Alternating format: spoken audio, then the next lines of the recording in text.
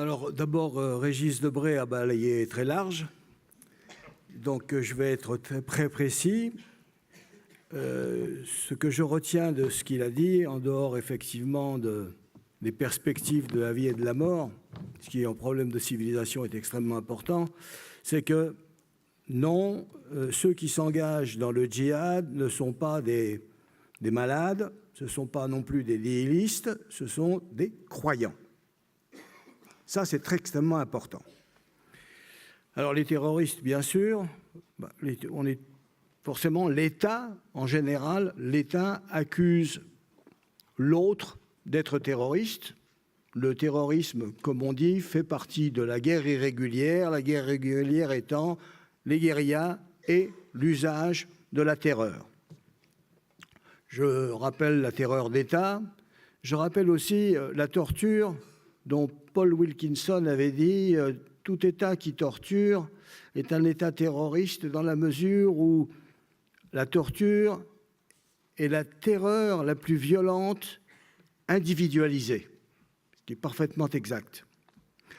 Donc, d'une façon générale, la bonne définition pour moi du terrorisme, c'est celle du vieux Aron qui disait « On peut qualifier de terroriste toute action violente dont l'impact psychologique dépasse de beaucoup les effets purement physiques. » Rappelez-vous du 11 septembre, des 3000 morts, c'est-à-dire militairement parlant, peu, mais l'impact du 11 septembre, il est fabuleux.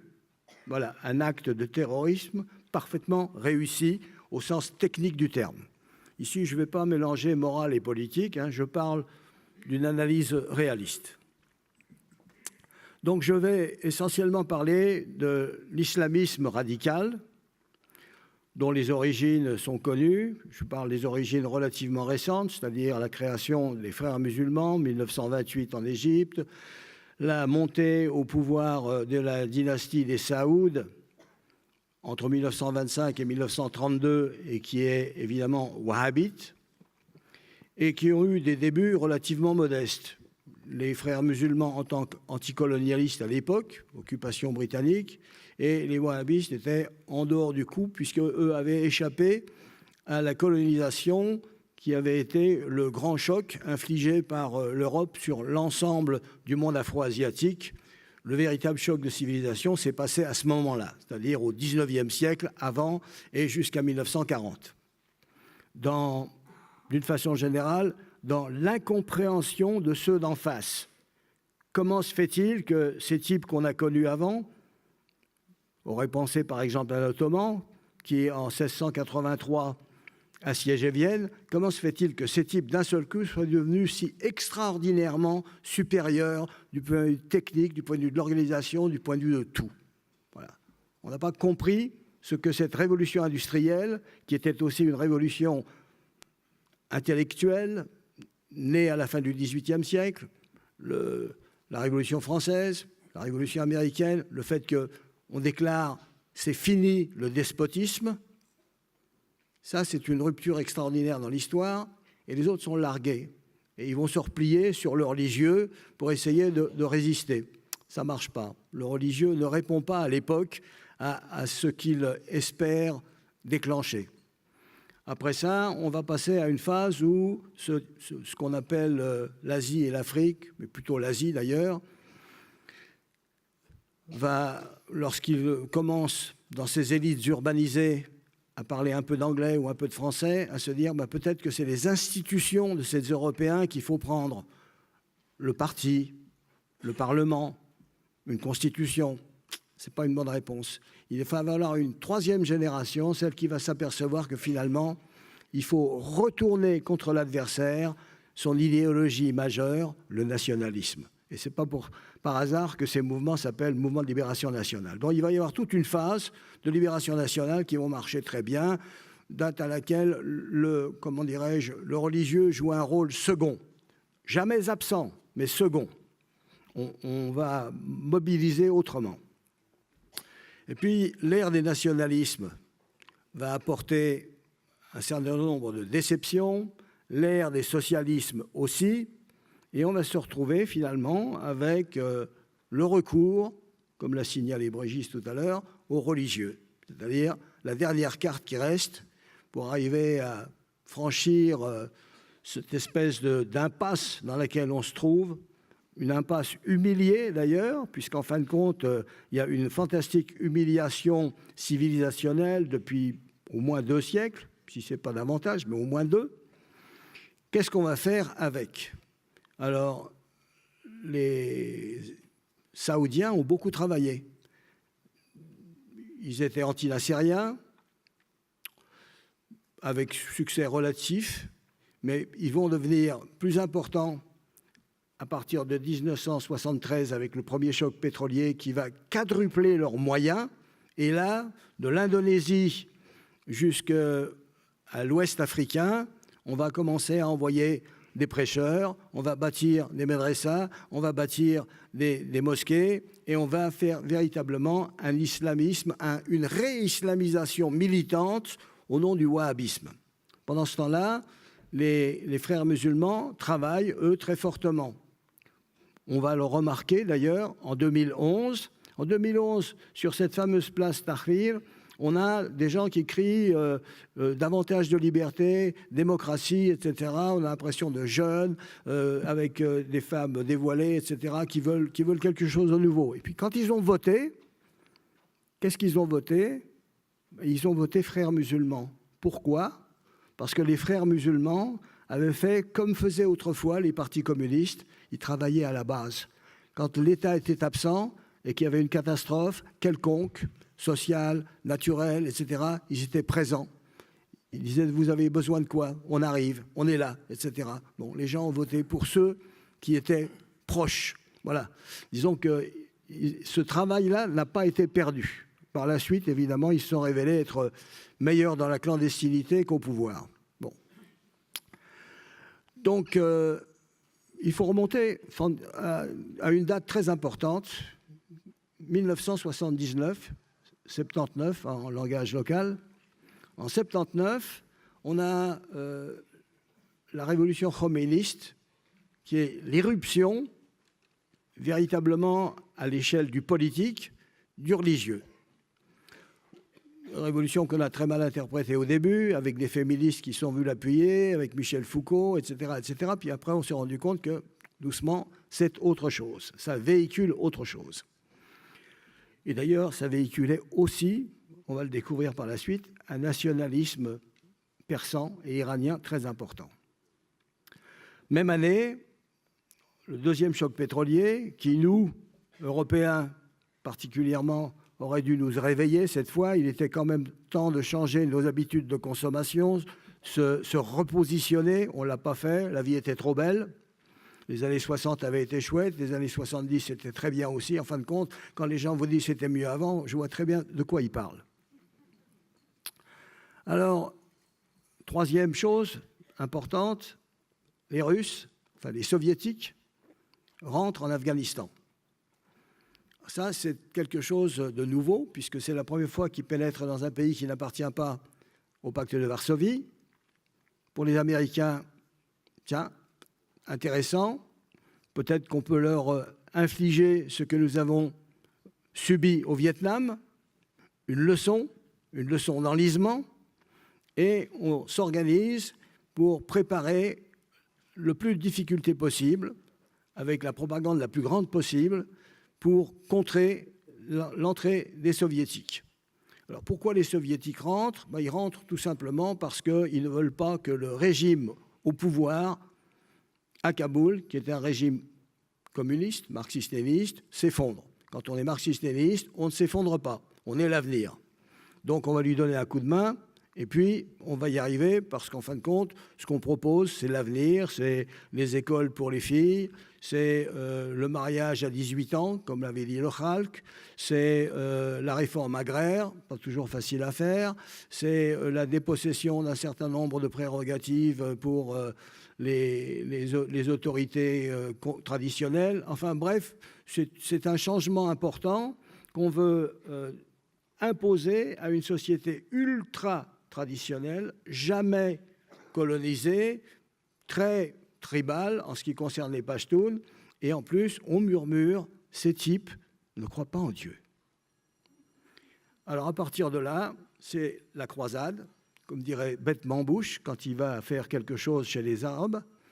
C'est l'union, en tout cas, d'une part, du Pakistan, qui d'ailleurs, depuis plus de 10 ans, avait un régime de type islamiste, de l'Arabie saoudite ravie, qui finance, et les Américains qui, avec les Égyptiens en sous-main, vont donner les armes peu à peu, puis ensuite des instructeurs, etc., et qui vont faire que finalement, les Soviétiques vont s'enliser.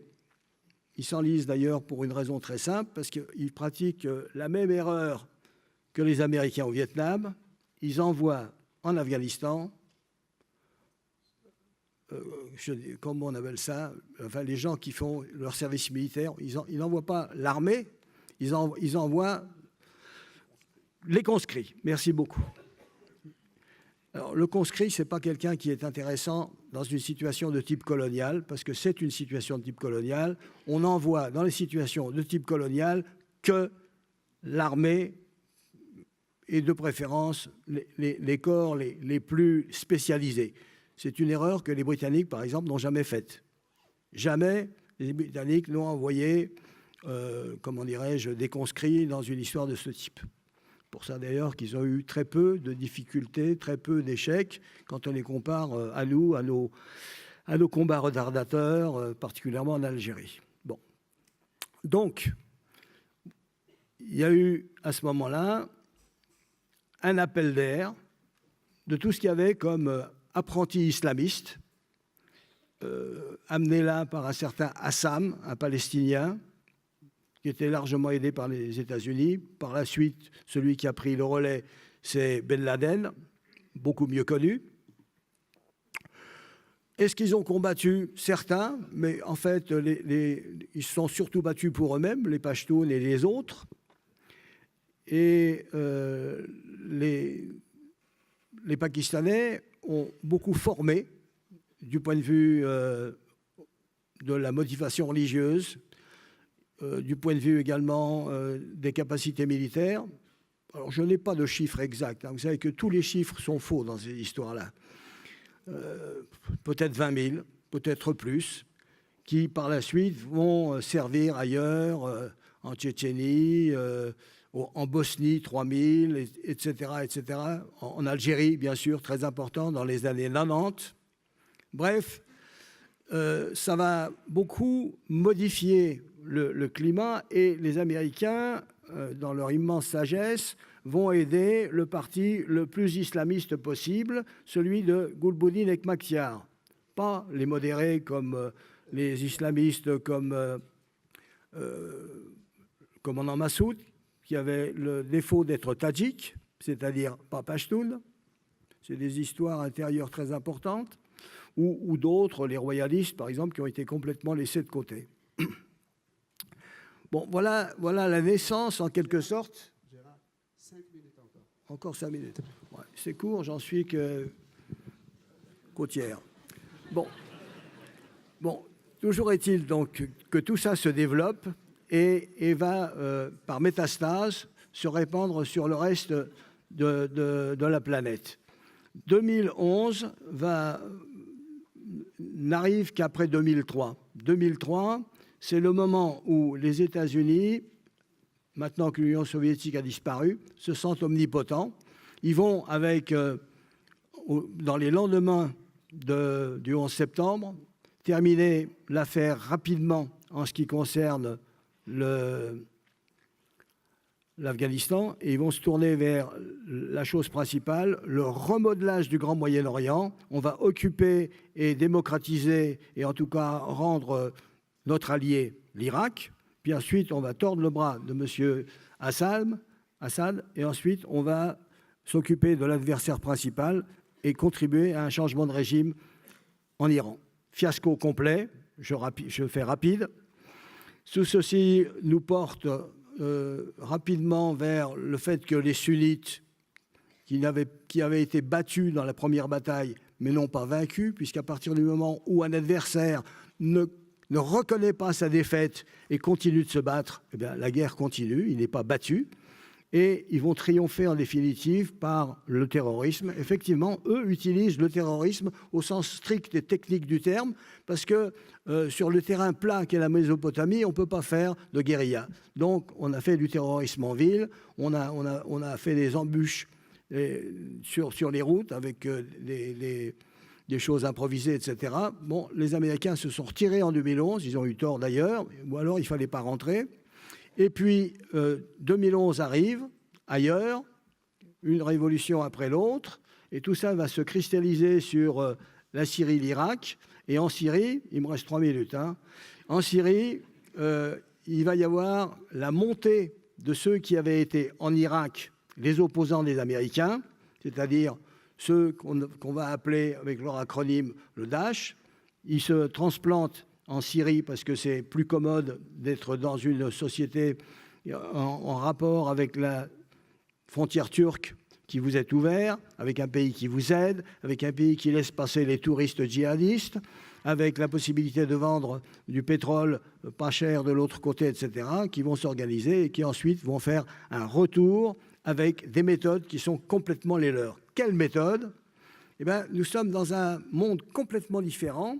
C'est-à-dire, au lieu d'être comme tous les autres, discrètement, en définitive, répressif, on est, avec le Daesh, dans disons, je dirais, dans le modèle mongol. Comme on est très peu, c'est très important ça, comme on est très peu, il faut terroriser. Il faut que la rumeur de « ils arrivent » vous paralyse avant même de les voir. C'est ça qu'ils ont réussi à faire à partir du moment où ils ont pris Mossoul et qu'ils sont descendus jusque chez les Kurdes, qui se sont d'ailleurs complètement déballonnés. Ils avaient eu 7 à 8 années de prospérité, et en général, la prospérité et la paix, ça ne fabrique pas particulièrement des guerriers. Il n'y a qu'à voir l'Europe. Alors donc, c'est ce qu'on va constater, c'est quelque chose de nouveau, et ensuite, on montre l'horreur.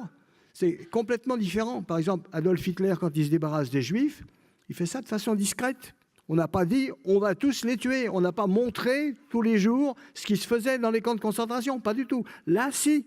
Là, je montre exactement ce que je fais, comment je tue, comment j'éventre, comment ceci, etc. Voilà. Donc là, on a une méthode nouvelle et qui marche parce que, entre-temps, ce sont des enfants d'Hollywood. Ils ont pigé ce qui marche. Ils savent que les médias occidentaux sont suffisamment stupides pour relayer leur propagande, pas une fois ce serait informé, mais 5 fois, 10 fois, et dans ceux qui font ça 24 heures sur 24, comme certaines que je ne nomme pas, c'est 20 fois, c'est très bien, ça marche, et ils sont très contents parce que l'audimat, ça fonctionne. Voilà, donc on s'est nous-mêmes déstabilisés. Il y a des erreurs occidentales. En Afghanistan, ça fait 18 ans qu'on travaille, sans résultat. Et M. Bush a voulu enlever les troupes. On lui a dit, si on les enlève, les talibans sont à Kaboul. Donc, qu'est-ce qu'on fait? On rajoute des troupes. Est-ce qu'on va gagner? Non, c'est pour pas qu'ils gagnent. Donc, voilà ce qu'on fait. On empêche l'adversaire de gagner. Même chose avec l'erreur de l'investissement de la Libye, où on avait un mandat pour défendre Benghazi, pas du tout pour se débarrasser d'un dictateur. Là, on a en quelque sorte mis un chaos avec des dégâts collatéraux que nous n'arrivons pas du tout à juguler dans le Sahel. Là aussi, problème important. Bien. Deuxième chose, la démographie. Il y a un siècle, la démographie dans ce qu'on appelle le Nord, c'était 33% de gens. À cette époque-là, ça s'appelait des Blancs. Aujourd'hui, dans le Nord, c'est 15%.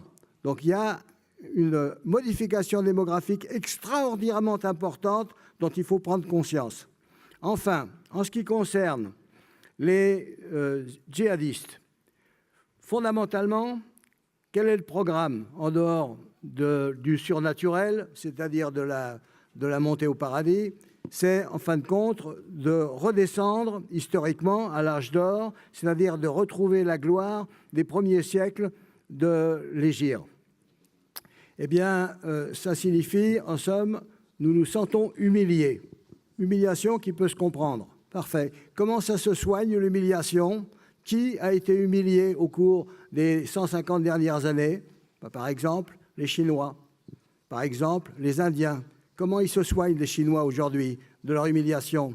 Eh bien, en travaillant, en faisant de la croissance économique.